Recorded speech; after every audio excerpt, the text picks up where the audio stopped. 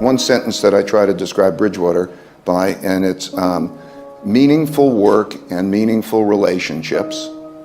This is what I want. Meaningful work and meaningful relationships through radical truth and radical transparency. So meaningful work means like we're in a mission together, we're excited about what we do, we want to do it excellently, that's meaningful work. Meaningful relationships are these relationships in where there's, like the honesty helps you. You can argue things through, but you always know that there's honesty and that there's mutual caring for each other. Radical truth means that knowing what is true, to be able to deal with reality, whether you like the reality or not, but to know what reality is.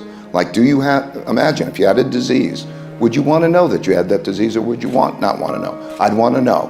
And so to know, if you have a weakness, do you want to know you have the weakness, or do you not want to know? Radical truth and radical transparency means you get to see everything. That's very powerful. Hi everyone, this is another video from Advice on Video. Make sure you leave a thumbs up and subscribe, and I hope you like it. Failure is a part of the learning process, right? What's the risk of failure? What, you'll be embarrassed, or risk of failure? How do you distinguish failure from learning?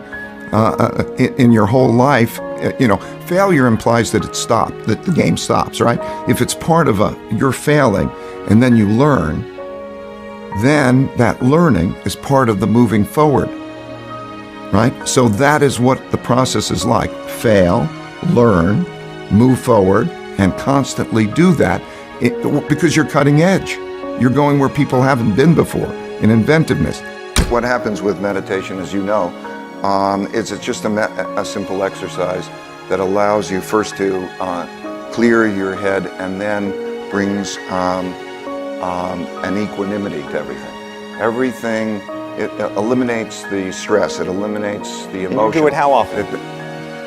You're a busy guy. Yeah, I've been doing it for 44 years, but I do it, twice a day, probably a third of the time, once a day, probably a third of the time, and not at all. For 20 minutes, twice a day. Yeah. So you spend 40 minutes a day as part of your...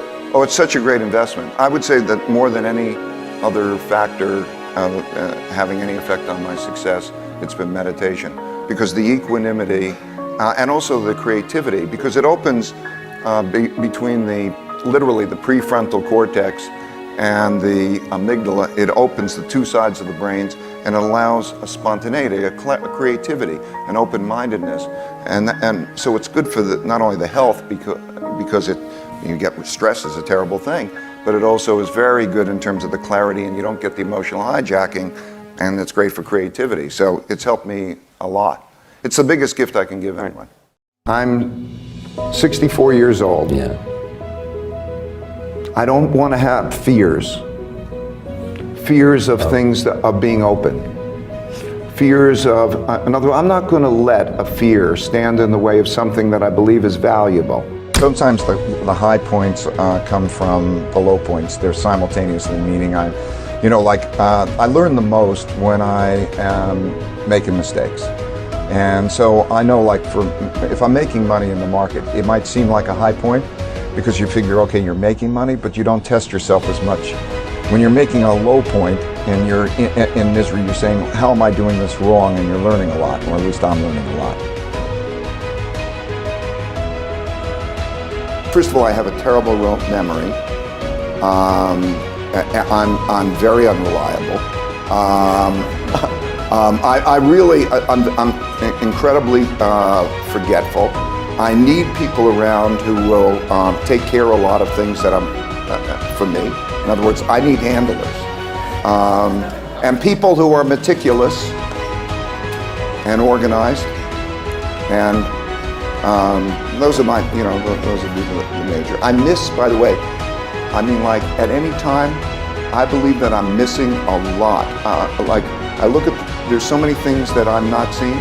The one thing that's good about that is that I know that I'm not seeing them. And so that's why I keep going to other people who I find see differently. And that's my biggest advantage. My biggest advantage is not what I know. What I know is a small percentage of what I need to know. My biggest advantage is that I know that I don't know a lot, and I'm worried about not knowing, and that I know how to speak to people who might know a lot, and then have that process, and then through that I learn a lot and I minimize my chances of harming myself because I don't know.